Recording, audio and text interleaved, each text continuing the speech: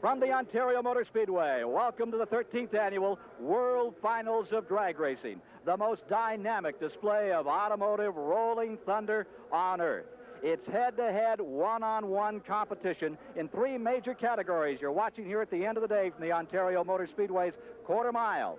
And in those categories, first it's the pro stockers. Those are the very twitchy, short wheelbase, highly unpredictable machines. It'll be Indiana's Bob Glidden versus Atlanta, Georgia's 50-year-old Dyno Don Nicholson. Next come the ultimate family fantasy flivver. These are the funny cars, capable of over 230 miles per hour, and the competitors will be Gordie Bonnet of Canada and the many-time world champion, the Snake, Don Prudhomme. Finally, the heavyweights. The top fuel dragsters will be driven after a day of upsets by Dennis Bacca of the United States and Graham Light of Canada. I'm Ken Squire here in the starting line area, and down at the finish line, that's the area for Brock Yates. Thank you, Ken. You know, the really unique thing about big-time professional drag racing is the fact that these drivers, although they compete over a distance little more than a long city block in length, generate more pure emotion than a lot of the drivers that compete in the Indianapolis 500 or in a major Grand National stock car race. Down here at this end of the racetrack, beyond the finish line, we'll get a chance to see the cars running really quickly. They attain their highest speeds down here, and of course they're at the most unstable state. Pretty dangerous. We're going to try to talk to some of the winners and the losers. We're not exactly sure what they're going to say, but I'll guarantee you one thing. Amidst the tears and the cheers, we're going to be able to tell who won and who lost. Make no mistake about it. Although it starts and ends in a hurry, it is as dangerous as any form of motorsport there is. Take a look at this. This is Southwest champion from the Magnificent 7, Division 7, Rance McDaniel of Fresno, California, about 215 miles per hour here, and he detonates the engine. The big V8 coming unglued, and he has 2,000 horsepower strapped to his back that's about to become an inferno. Brock? Ken, this looks very dangerous, but fortunately it's not as bad as it might have been. In the old days, these engines were up front, in front of the driver, and in that case, McDaniel would have been sitting in a barbecue pit right now. But despite how spectacular the blaze looks, he's relatively safe. Now let's talk about what can stop this machine with that kind of problem. Okay, if the engine explodes, it could blow out one or both of the rear tires. That's trouble. Also, he's having trouble getting the chute deployed, and he only has brakes on the rear wheel, and he's going to have some trouble getting this thing stopped. Well, he was able to get it stopped down in the first turn area of this Ontario Motor Speedway. We're just about set now. Rance McDaniel's all right after this hazardous moment in qualifying. We're ready now for the pro stockers. Well, here they are, the world finalists and pro stockers at the Ontario Motor Speedway. On my right from Indiana, Bob Glidden. On my left is Dyno Don Nicholson out of Atlanta, Georgia. Have you two faced each other before this year, Bob Glidden? Yes, we met in the finals at Indianapolis. And how did that come out? I won that one. You won that one. Are you ready to try and get him again today? Yeah, I hope I got a surprise for him. We just put a new engine in, and I hope it'll run better than we've been running. Now, because of low ET, you can choose the lane you want. Which lane will you elect? I'm not going to tell him that until we come up the stage. How do you feel about that? Well, I guess all I get is what's left over. All right, here we are, ready for the World Finals among the top men in pro stockers. 1,320 feet to decide it all in the World Finals. Dyno Don Nicholson in a Mustang. And this is his adversary pulling up on the outside lane, Joe Satmary from a qualifying round. Let's see how Nicholson made it to the final. Satmary, Hammond, Indiana, Camaro, and there's Nicholson, the driver out of Atlanta, Georgia. Countdown.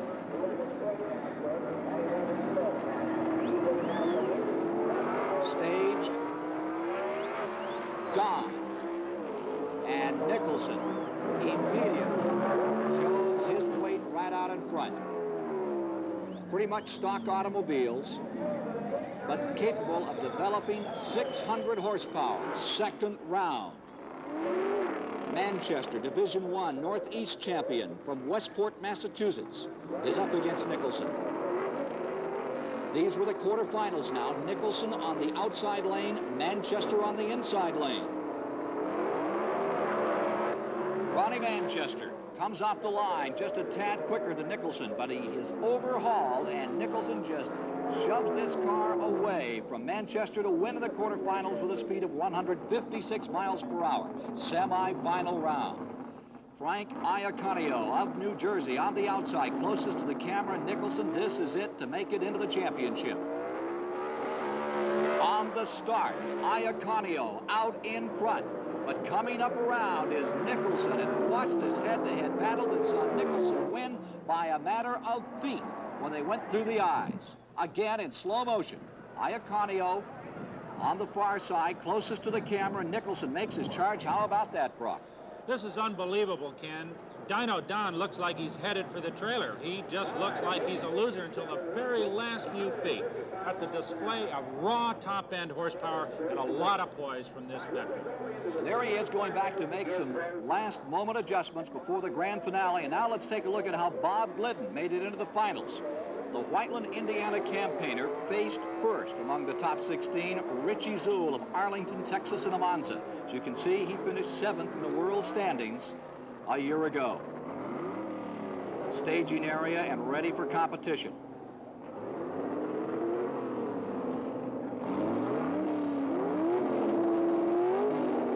Ready for the start.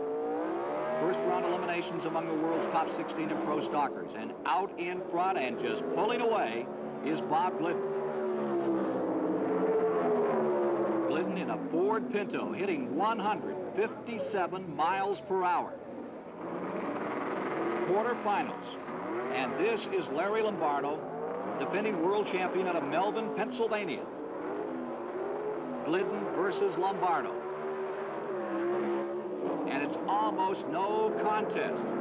As it looked like Lombardo was off to a great start, but back came Glidden to win the quarterfinals.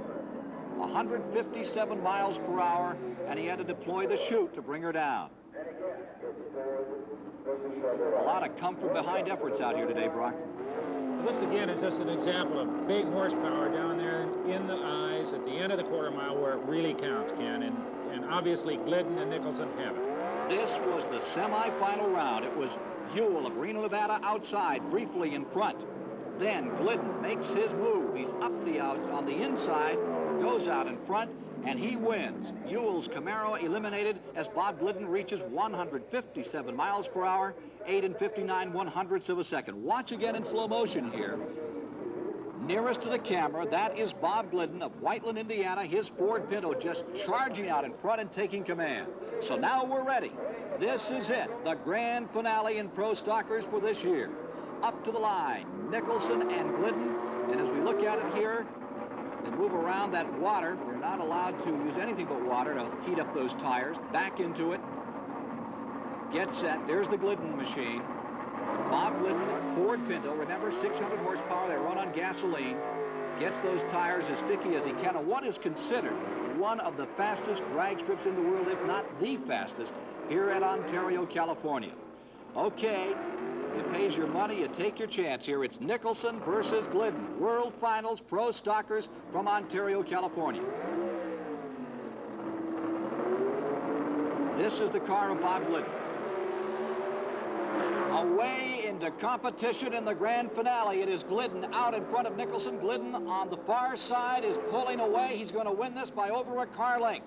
Bob Glidden wins in the World Finals for Pro Stockers here in California. A tremendous run for the Whiteland, Indiana campaigner in his Ford Pinto, defeating Nicholson in a Mustang. Let's watch again at the start. Almost no question from the very beginning. Glidden getting out in front, getting through the gears, and coming to the line to win by just about 1.5 car lengths. Here's Brock with a winner.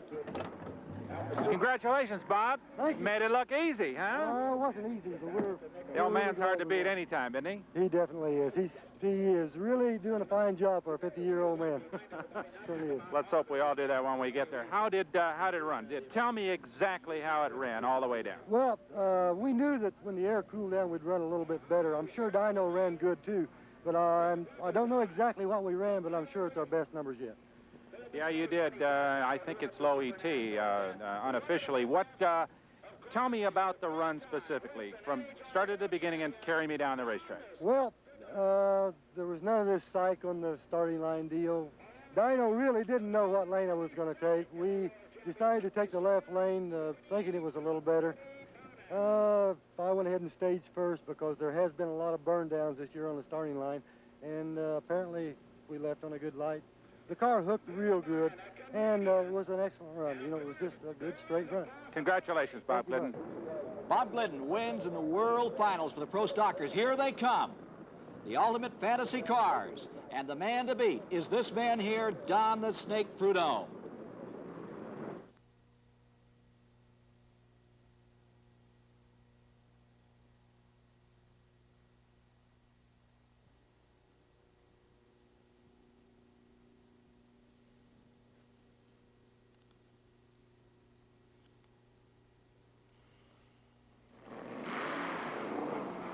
Here at the 13th Annual World Finals of Drag Racing in Ontario, California, you're watching Bill Shrewsbury make this Dodge Dart stand on its hind legs and bark at about 116 miles per hour.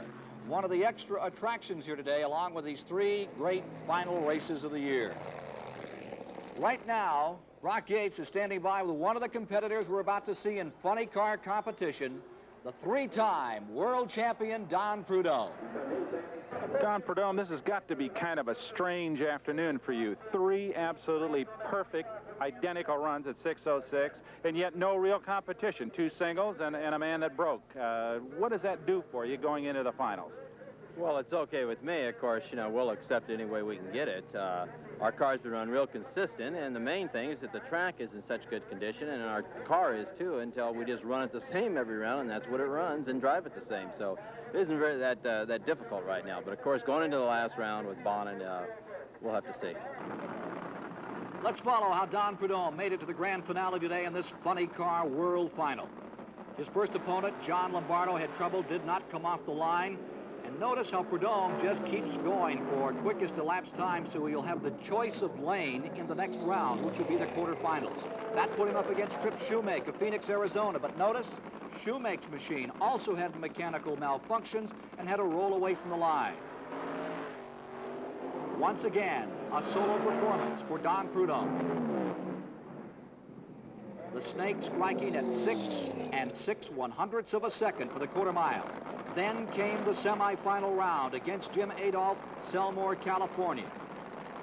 The Snake coiled a strike in his Plymouth against another Plymouth driven by Jim Adolph. He's been out of competition about a year. This was the semifinal. Lurching toward speed, Adolph's car seems to be smoking the tires and then comes up with a box of neutrals, and Don Prudhomme is into the grand finale. 3 straight runs at 6:06 for Don Prudhomme. His opponent in this grand finale will be Gordy Bonin of Edmonton, Alberta. Brock spoke with him. What do you do against a guy like Prudhomme? You know that he's hard to psych, he's ultra cool. I know you are as well. Are you going to go up to the line and do anything that you might not do with somebody else? No, I'm just going to try to run my own race. You can't psych him. He's the best, and we're trying hard to, you know, to be number one, and it'll be another year or two anyway, because he's just, you know, let's face it, he's the best. We're going to just go up and run our own race. Let's follow the path of young Gordy Bonin in this Pontiac into the finale of this funny car world finals. His first run was against Bob Pickett of Granada Hills, California, in the Mickey Thompson Oldsmobile. And right at the start, Pickett had trouble and had to roll away from the line. Mechanical problems, but going for as good an elapsed time as possible was young Gordy Bonin of Edmonton, Alberta. 6:19, not quick enough to catch the Snake, Ken. Back came the Thompson automobile, 1,900-pound fiberglass body, which lifts up with relative ease to discover what went wrong with Pickett's effort. Now we're looking at the quarterfinals.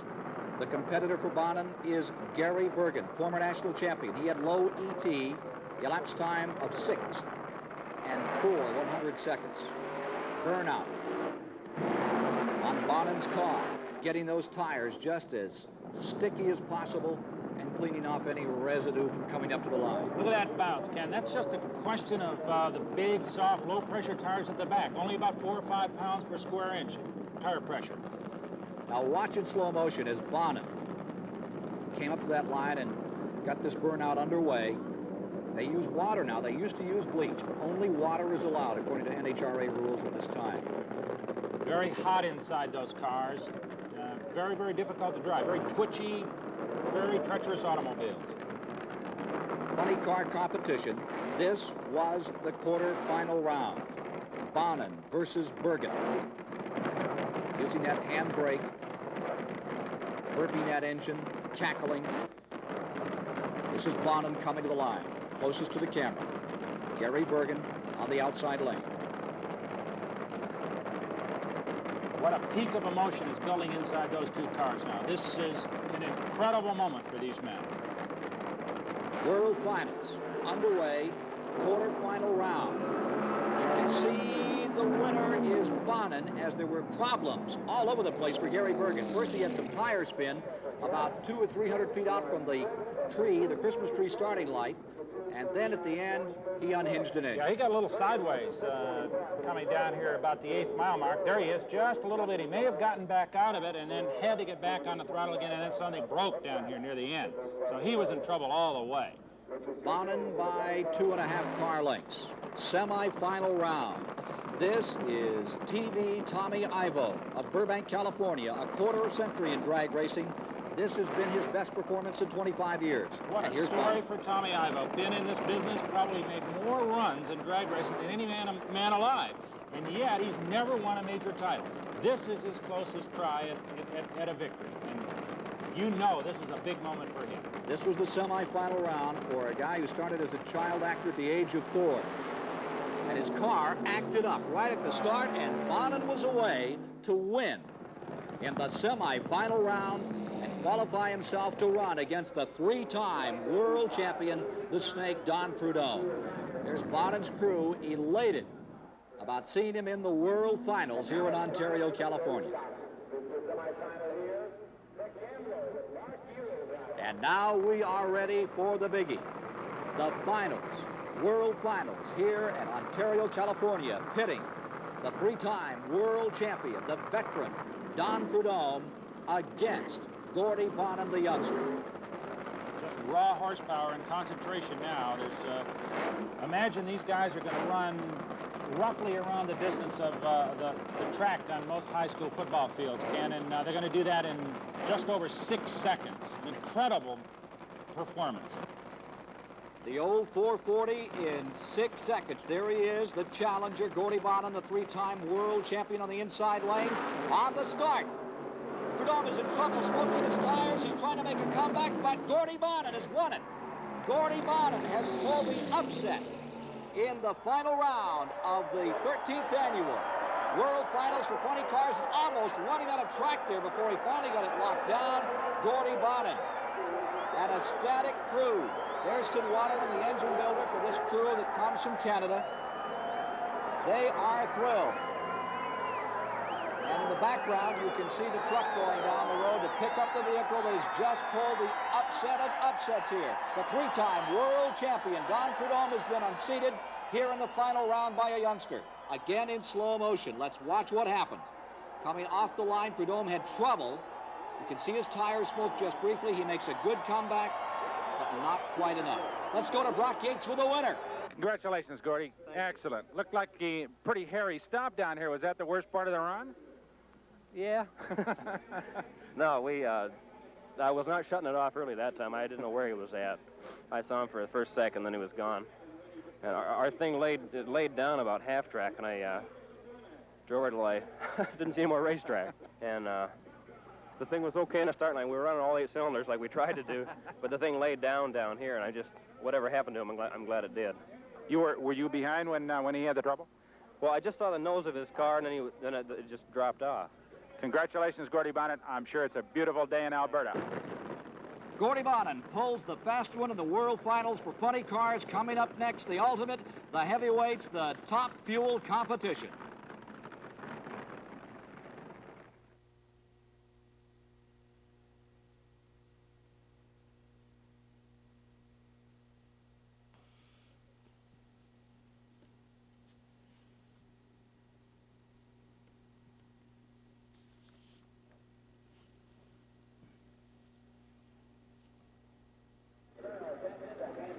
Direct from Ontario, California, the 13th Annual World Finals. Ready now for the top fuel dragsters with Brock Yates. I'm Ken Squire. And this is John Abbott of Denver, Colorado, who had the best ET in the qualifying rounds.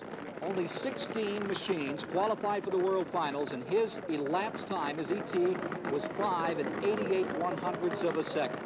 Here you see him coming back to the line after warming up those tires and preparing for his first run in the finals, one of the elite 16 to make the round. His opponent is Rick Ramsey. And watch what happened here.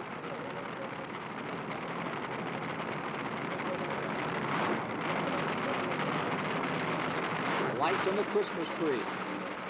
Flicker one to another and then to green. And on this start, away goes John Abbott, leaving Ramsey behind. But that's not the end of this story. John Abbott jumped the timing light. Red was flashed on. A foul, disqualified from the run. There's the start once again, and you can see Ramsey smoking his tires and losing, and yet he comes out the winner. A heartbreaker for John Abbott, and Brock Yates talked with him. Johnny, you are a fast qualifier. You obviously were way up, and a red light starts this thing off. How do you exactly, what goes through your mind when something like that happens so quickly? I don't know. I don't believe it. I just don't believe I did it. What will prompt you to do that? Was it just over-eagerness, or you must have felt you could beat this guy? Yeah, I did. I did. I don't know. I just don't know. I thought I left right, but I guess I didn't. I must have staged too deep or something. Is it a learning process? Is it something you can profit by, or is it just a flat mistake? It's just a mistake. Flat mistake. Okay. Fast qualifier Johnny Abbott out very quickly in this event. One sad young man. Let's now meet the finalists for top fuel dragsters. Here is Brock Yates with Graham Light. You seem pretty cool. Are you a man that gets psyched, or do you keep yourself pretty much under control? Do you feel the driver's going to be an element in this problem? I try to stay cool. You know, I'm nervous just like everybody else when we go into it. Dennis Bach, there's no way you're going to psych him. He's been doing the thing for years, and I don't think he can get to me. I've been driving for years too, so see what happens. Here's how Graham Light ascended to the finals in top fuel dragster competition. His first opponent, Hank Johnson from Marysville, Washington. You're watching Graham Light prepare this 2,000 horsepower nitro-burning machine for his first run among the top 16. That's Light. Johnson.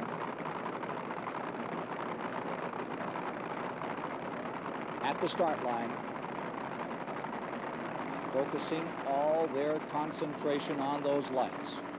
Out of the hole is important, and out comes Johnson first. Graham Light on the near lane breaks through at the final moment as he goes out around Hank Johnson to win in the first eliminations. 5 and 92/100 the first round. Second round, quarterfinals now.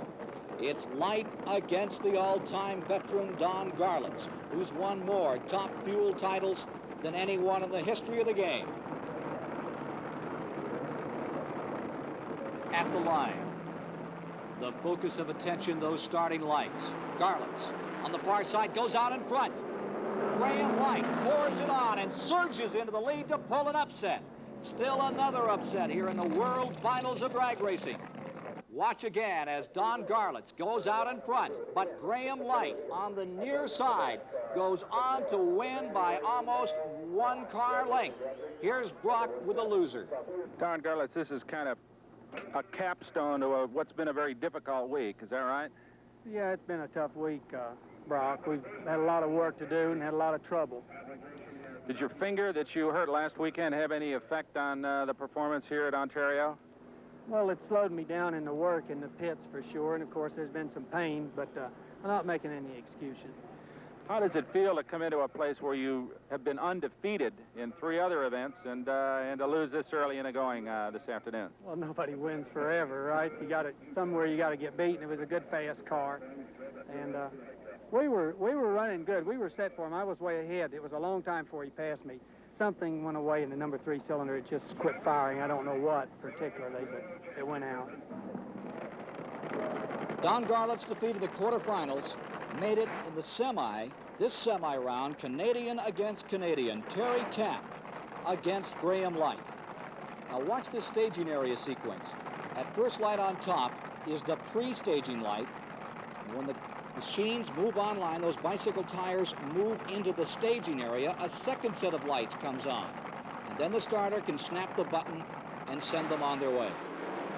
Semi-final round, and out in front, it was briefly Terry Kapp, and then Graham Light surged on as Kapp had an engine go away. 6 7/100ths of a second for the quarter mile. And watch again how Graham Light made it to the finals. He smoked the tires at first, then makes a comeback, and that means that Graham Light will face Dennis Baca in the World Finals here in Ontario. Here's Brock Yates with Dennis Baca. Dennis, you've been known as a man inclined to maybe do a little psyching out there in the line on occasion. The man you're going up against has never been in a final of this kind of magnitude. Is that gonna change your tactics? Can you make a little move on him at all to break his concentration? No, I don't intend to do that. I'm just going to go out and run. Actually, this may sound confident, but I guess I have to be a little confident. I run a 584, 585 last run. We got low ET of the meet, top speed of the meet. We've probably got 2/10 on him, so I don't really need. I feel that I have to have any psychology or to try and divert his way of thinking or driving. However, I'm just going to go up there and drive to win. And here's how he drove his way into the World Finals. Dennis Baca against England's Clive Skilton. First round eliminations among the top 16 as they started up through their brackets. And out in front goes Dennis Baca as Clive Skilton gives him a good run, but he beats him by about half a car length. The time of 6 1/100ths of a second, 243 miles per hour. Again, watch this run. How about this, Brock Yates? Well, this is indicative of the kind of competition that these really, really good top fuel drivers are capable of. They just drive right through to the finish line every time, and you just can't let up for a 100th of a second. Through the eye of the needle, that electronic eye that times these machines at the end of the quarter mile. Richard Tharp was next, quarterfinals out of Dallas, Texas, to face Dennis Baca. Look at those machines. What prehistoric monsters they remind one of. They're just incredible, just pouring out horsepower from all sides. It's magnificent mechanical monsters. Dennis Baca's machine on the near side. The far side was Richard Tharp. This was the quarterfinal. Out of control, almost in bad trouble, was Richard Tharp, and again Baca victorious. Let's take another look at that run, which almost spelled disaster for both of them, Brock. Yeah, Tharp was very, very definitely in real trouble. He was probably just a quarter of a second away from pulling a chute that is the court of last resort and brings him back into stability, but he was in trouble. Well, here it is, the semi-final round. It's Shirley Muldowney from Michigan, world champion, the only woman to hold a license in top fuel dragsters. She's certainly proven herself. She's up against Dennis Baca. And here is how it went for Shirley Muldowney. Don't call her Cha-Cha. A little psyching going on here. Dennis Baca has switched lanes at the final moment. He has moved to the near lane. He's allowed to do that. He had the lowest elapsed time, and he can make the choice that may have broken Muldowney's concentration. They are away. And surging out in front at the last moment, it is Dennis Baca to move into the finals. It looked like something happened to Muldowney's car after she had a very good start. 5 84/100ths of a second for the quarter mile. Here's that start once again. Muldowney on the outside, got out in front, and then back comes Dennis Baca to win it, and that means that Dennis Baca will face Graham Light. Let's go to Brock Yates right now with an angry Shirley Muldowney. I know there was something on the line. There was a difference in the lanes, obviously. Dennis took his choice twice, waited till the cars were fired, and then pulled right in front of me and took the other lane. What difference does it make in your tactics? What would you do if you'd had the choice? Well, because my crew has already looked at the line. Right. We picked our spot, We picked our spot already, and we had to do that twice because he changed his mind twice. You're a lady that really works on concentration in racing. How did this tend to break your concentration? Not one bit, because I left on him on the start line. Okay. Ken, Shirley's mad at Dennis for the tactics on the line, but it wasn't the cause of her loss. She obviously had mechanical problems. Well, here they are coming to the line. This is it, the grand finale. The top fuel dragsters rolling out. The competitors from Canada, it is Graham Light. And from the United States of America, Dennis Bacco, ready to battle it out. Dennis Bacco nearest to the camera. Boy, what a day this could be. And there's problems. There are problems on Graham Light's machine. It is being rolled back, and he's taking off those fireproof gloves. After coming all this way, the Canadian Graham Light is going to be left standing at the altar. A terrible break. He's adjusting his helmet now to take it off. The machine is being rolled back. Dennis Bacco will have to make the run, but it's predetermined. All he has to do is come through the quarter-mile block, and we have a new finalist to win it all here today in the World Finals. He's going all the way, though. He's going hard. That's impressive, Ken. He didn't have to. He could have coasted down through there, but he'd stayed on it all the way. Look at that time. 5 and 97/100ths of a second for the old 440, as Dennis Bacco has won in the World Finals, and there you see the machine. Let's go to Brock Yates right now with the winner, Dennis Bacco.